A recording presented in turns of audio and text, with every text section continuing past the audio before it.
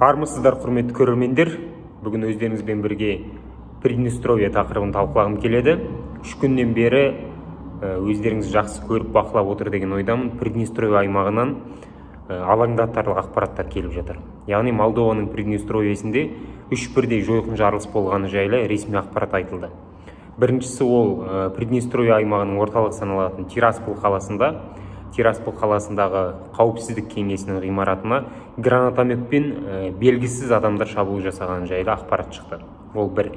Екіншісі, Приднестровьедегі Маяк ауылының маңында радио бағанасына шабуыл жасалып, радио бағанасын жарып жіберген. Ол радио бағанасы КСРО кезеңінен қалған, және КСРОда ірі 14 радио бағанасы болған, соның бірі осы Маяк ауылының маңында орналастырған екен.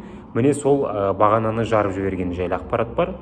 Ол радио бағанадан ресейлік 2 радио осы Приднестровье аймағына ақпарат таратып отырғаны жайлы айтылуда. Және үшіншісі, ол Приднестровьеде орналасқан әскери базаға минометпен шабуыл жасалды дейді. Бірақ бұл ақпаратты Приднестровье мойындап отыр, ал Молдова тарапы оны жоққа шығарып отыр. Осылайша 3 бірдей Приднестровье аймағында шабуыл жасалған жайлы ақпарат айтылуда. Бұл енді не үшін бізге талқылауға тұрарлық және не үшін алаңдатарлық ақпараттардың қатарына жатады десек, біріншіден Приднестровье ол Ресейдің араласуы арқылы Молдова жерінде құрылған мемлекет сымақ. Былайша айтқанда, ол ЛНР, ДНР деген сияқты сепаратистік көзқарастарды ушықтыру арқылы, сепаратистік көзқарастарға дән себу арқылы, май құю арқылы Ресей билігінің ойдан шығарған бір сателиті, бір мемлекет сымағы. 90 жылдары Молдованың Приднестровье аймағында әскери және саяси қақтығыстар, этникалық қақтығыстар ушықты. 1992 жылы тіпті жаңағы Молдованың қатысуымен, Приднестровье аймағындағы сепаратистердің қатысуымен және Ресейдің қатысуымен қанды қақтығыстар болып өтті. Сөйтіп 90 жылдардың ортасында Молдовада Приднестровье Молдова Республикасы деген сепаратистік аймақ өзін жеке мемлекет, яғни дербес мемлекет деп жариялады. Әрине оны әлемде ешбір ақыл-есі түзу мемлекеттердің бірде-біреу мойындаған емес, халықаралық ұйымдардың бірде-біреу мойындаған емес. Оны тек қана Ресейдің өзі де ресми түрде мойындаған емес, бірақ Ресей оны мойындауға мүдделіміз деп қана жаңағы мәлімет таратқан болатын. Оны мойындаған Ресейдің өз қолымен, май құюмен пайда болған Приднестровье Молдова мемлекеті сынды сателлит аймақтар еді. Яғни оны мойындаған Абхазия, оны мойындаған Оңтүстік Осетия, оны мойындаған Арменияның басқыншылық әрекеттерімен Әзербайжанда пайда болған, кейіннен әділетті соғыстың нәтижесінде азат етілген Таулы Қарабақ Республикасы деген осындай бір сепаратистік аймақтар Приднестровье Молдова Республикасын жеке дара дербес мемлекет деп мойындаған болатын. Әрине бұл мойындаулар әлемде ешқандай да рөл ойнамайды, оның ешқандай да саяси, экономикалық, әскери салмағы жоқ. Себебі жаңағы айтылған мемлекет сымақтардың өздерін әлемде бірде-бір мемлекет мойындаған емес. Оны тек қана Ресей және Ресейді жақтайтын Сирия, Венесуэла сынды бірнеше мемлекет қана мойындады. Ал Қазақстан жаңағы айтылған мемлекет сымақтардың, бүлікші аймақтардың бірде-біреуін мойындаған емес, және мойындауға мүдделі де емес. Енді Приднестровье аймағына қайтадан оралатын болсақ, Приднестровье аймағы Украинамен шекаралас. Ол Молдованың бір құрамдас бөлігі болғандықтан, жаңағы Украина мен Молдованың арасында шекараның ұзындығы 900 шақырымға дейін жетеді. Ал Приднестровье аймағы мен Украинаның арасындағы шекараның ұзындығы ол 550 шақырымнан асады. Енді бұл қандай қауіп-қатерлерді алып келеді Украина үшін? Біріншіден, Украина жеріне Ресей шабуылды 3 бағыттан іске асырып жатыр. Ол солтүстік бағыт Беларусь жері арқылы, шығыс бағыты ол Украина мен Ресей шекарасы арқылы тікелей, оның ішіне Луганск, Донецк сепаратистерінің қолындағы аймақтарды қоссақ болады, және оңтүстік бағыты ол қазіргі оккупацияланған Қырым және Қара теңіздегі Ресей флоты арқылы. Яғни 3 бағыттан Украина жеріне шабуыл жүріп жатыр.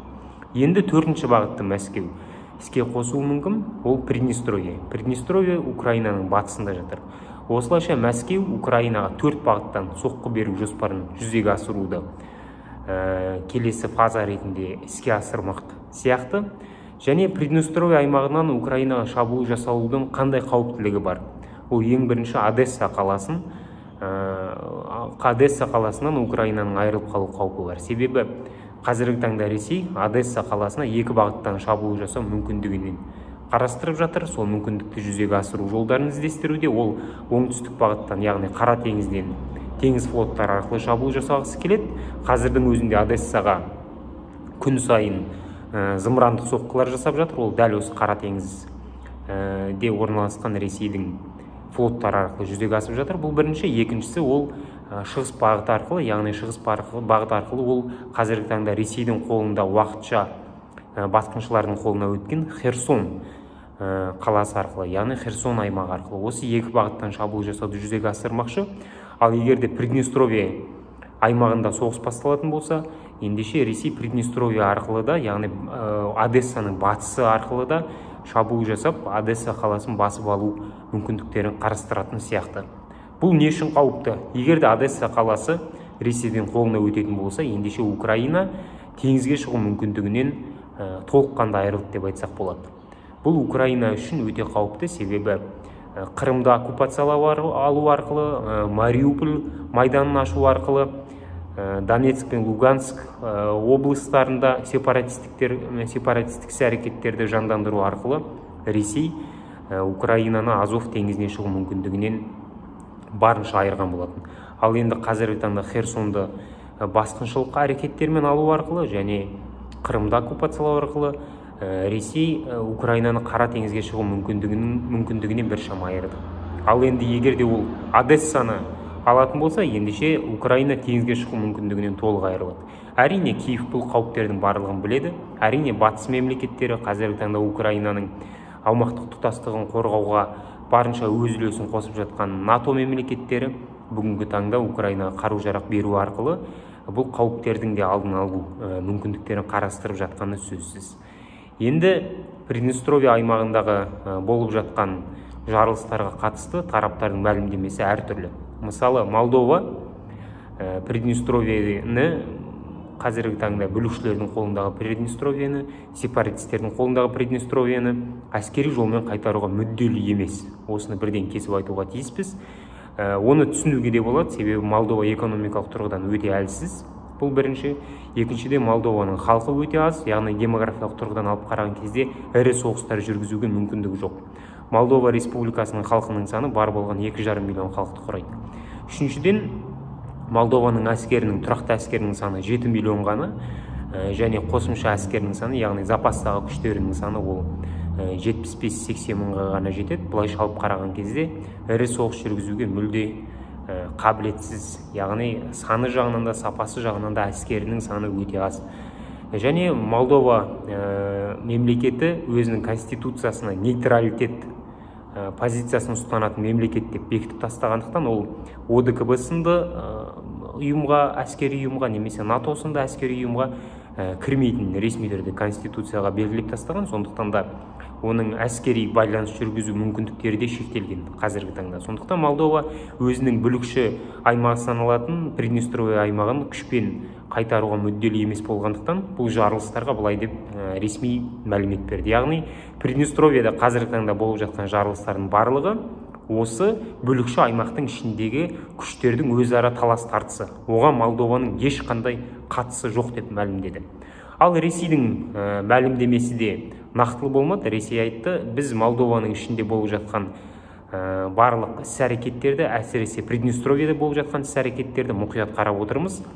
Және қазіргі таңда қандай да бір араласу немесе ол болып жатқан оқиғаларға қатысты қатаң мәлімдемелер жасаудың ешқандай қажеттілігін көріп тұрған жоқпыз деді. Ал Украина тарапы Приднестровьеде болып жатқан жарылыстарға байланысты бұл арандатушылық, Ресейдің арандатушылығы, осы арқылы Ресей Приднестровьені соғысқа араластыру мүмкіндіктерін қарастырып отыр. Егер Приднестровье соғысқа араласатын болса, ендеше сол аймақ арқылы Ресей Украинаның батысынан шабуыл жасауға мүмкіндік алатынын айтуға тиіспіз деп осындай мәлімдемелер жасаған. Яғни үш тараптың мәлімдемесі үш түрлі. Ал Приднестровьенің өзі, яғни бүлікшілердің өзі Приднестровьедегі, бұл жарылыстардың барлығын Украина барлау қызметтері жүзеге асырып отыр деп осылайша мәлімдеме жасады. Енді қазір Приднестровьеде болып жатқан оқиғаларға назар аударатын болсақ, ендеше бұның барлығы бір Донбасста соғыс басталатын кезеңдегі оқиғаларға өте ұқсас. Өздеріңіз білесіздер, Донбасста соғыс басталатын кезеңде Донецк қаласында жарылыс болды, Луганск қаласында газ құбырында жарылыс болды, Донецк қаласында қауіпсіздік қызметкерлерінің мүшелеріне шабуыл жасалды деген сынды осындай бірнеше қолдан жасалған жарылыстар, шабуылдар ұйымдастырылған болатын. Дәл осы сценарий Приднестровьеде де қайталанып жатыр десек қателеспейтін шығармыз. Қазіргі таңда енді Приднестровье Молдова республикасында, яғни бүлікші аймақта Ресейдің 2000-ға жуық әскер орналастырылған. Олар 95 жылы бітімгерлік күштер ретінде кіргізілген. Аты бітімгерлік күштер, ал заты енді ол Молдоваға қысым көрсету, Молдова билігіне саяси қоқан-лоққы жасау рычагі ретінде қарастырылады. Яғни Ресейдің бұл аймақта 2000-ға жуық әскері бар. Бұл бірінші. Екіншіден сепаратистердің 7000-ға жуық әскері бар. Бұлайша алып қарасақ, жалпы жиынтығы 10 000-ға жуық ресейшіл күштер бар. Олар мұздай қаруланған, бірақ әрине бұл үлкен сан, үлкен көрсеткіш деп айта алмаймыз. Егер де қандай да бір соғыс болған жағдайда, ендеше Приднестровье аймағы әрине үлкен қақтығыс ошағына айналады, бірақ ол аймақ Ресейге қандай да бір үлкен мүмкіндіктер береді деп өз басым ойламаймын. Себебі Приднестровье Молдова республикасында бұл аймақта, бүлікші аймақта қазіргі таңда 400 000-ға жуық халық тұрады. Сол 400 000-ға жуық халықтың 30% молдавандар, 30% орыс ұлты, 30% украин ұлты. Ал қалған 10% өзге ұлт өкілдері, румындар және басқалар деген сияқты. Сондықтан да этникалық тұрғыдан алып қарасақ та, демографиялық тұрғыдан алып қарасақ та, сиырдың бүйрегіндей бөлшектенген аймақ. Яғни бір тұтастылық жоқ. Бұл бір. Екіншіден, бұл аймақ блокадалық аймақ деп те алып қарасақ болады. Молдовамен қарым-қатынасы, экономикалық қарым-қатынасы біршама алға қойылған. Себебі Молдова бұл мәселені ешқандай әскери қақтығыссыз, ешқандай ушықтырушысыз шешуге мүмкіндік алған еді. Бірақ осы жарылыстардан кейін Приднестровье аймағындағы бүлікшілердің өздері Молдоваға халқының баруына біршама кедергілер жасап, қазіргі таңда блокпосттар қойып тастады. Сондықтан да экономикалық тұрғыдан жағдай қиындай бастады. Ал Украинадағы соғысқа байланысты Приднестровье аймағындағы шекаралардың жабылғанына міне бірнеше айдың жүзі болды. Сондықтан да экономикалық тұрғыдан бұл аймақтың жағдайы өте нашар. Халқы жыл сайын азайып келе жатыр. 1992 жылдарғы санақтарға жүгінетін болсақ, яғни қарулы қақтығыстардан кейінгі санаққа жүгінетін болсақ, Приднестровье аймағында 800 000-ға жуық халық болған. Қазір 400 000. Демек, әлеуметтік жағдай өте нашар болғандықтан халықтың тең жартысы, яғни 50% басқа аймаққа кетіп қалған. Оның басым көпшілігі Польшаға кеткен және Молдованың ішкі өзге аймақтарына қоныс аударған. Сондықтан да аймақтың экономикалық жағдай өте нашар деп айтсақ болады. Енді Украина бұл қауіп-қатерлердің барлығын қазіргі таңда ескеріп отыр. Молдовада қауіп-қатердің барлығын біледі. Бұл жарылыстар не үшін жасалуы мүмкін деген тағы бір нұсқа ретінде ол Ресейдің Молдоваға ескерту ретінде алып қарасақ болады. Себебі Молдовада бұған дейін ресейшіл Дадон есімді саясаткер билік басында болып келді. Ал қазіргі таңда сайлаудан кейін Саяманду билікке келді. Осылайша жаңағы билікті ресейшіл емес, батысшыл президент өз қолына алды. Ол мына Украина соғысы басталғаннан кейін Грузия мен Молдова екеуі бір мезетте Европалық одаққа мүше болу туралы өтініш түсіретінін айтқан болатын. Демек, Молдова билігі ресейшіл бағыттан ажыратылды және біртіндеп Европалық қауымдастыққа интеграциялану, бірігу процестерін бастады.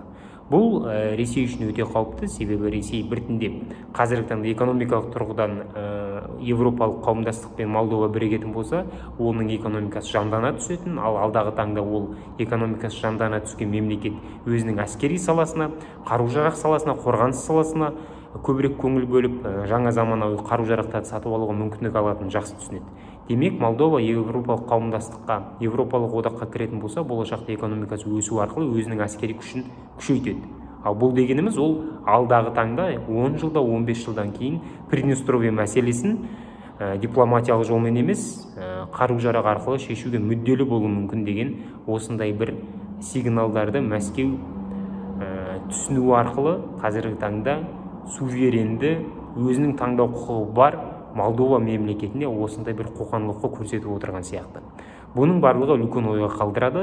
Егер де Молдовадағы жағдай ушығатын болса, Приднестровьедегі жарылыстар көбейетін болса, ендеше біз Ресей Украина арасындағы соғыстан бөлек алдағы таңда Молдованың да Украина соғысына Приднестровье арқылы килігіп кетуі мүмкін екенін көретін сияқтымыз. Әрине бұл жерде Молдова Украинаға қарсы соғыспайды, Молдова Приднестровье аймағында қарулы қақтығыстарға қатысуы мүмкін.